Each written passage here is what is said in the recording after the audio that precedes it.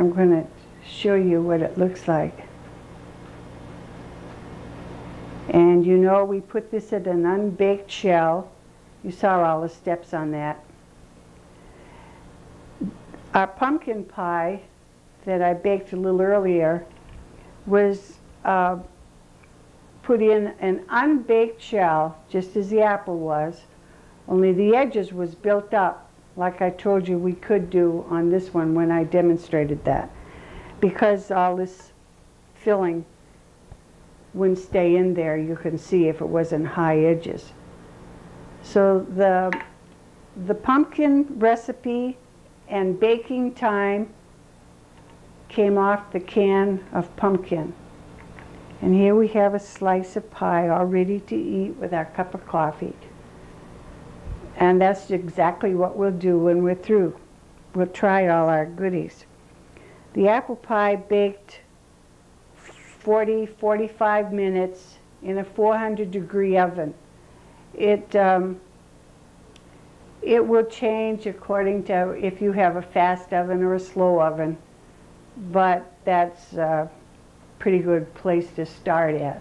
40 or 50 minutes, I should say, at 400. Start there and then watch it. Don't let it bake the whole time without peeking in to see how your oven is doing.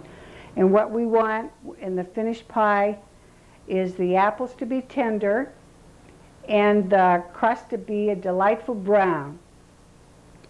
So when it's reached both of those, chances are the pie is done. Now with here we have a shell that's made much like the pumpkin shell, because I built up the edges. When it was raw, before baking, unbaked I should say, I pierced it with a fork real well, every inch of it just about, so that when that was in the oven baking, if there was steam that formed between the crust and the tin, it wouldn't lift up the dough and distort the shape of it. So see how that's hugged the shape of the tin really nice, and it's ready for banana cream, chocolate cream, coconut, butterscotch, lemon meringue, and these pies that I'm mentioning can either be topped and finished off with a meringue or whipped cream, whichever goes best with the pie. And these, I want to tell you that these can be made ahead, of course, and frozen, just as the pumpkin shells could be made ahead and frozen. And then when you take them out for your holiday baking or whatever, you've got that step already done. And the bottoms for the apple pie is the same way, or the berry pie, mince, a raisin, or whatever kind of pie that you're going to make that takes unbaked shell at the bottom.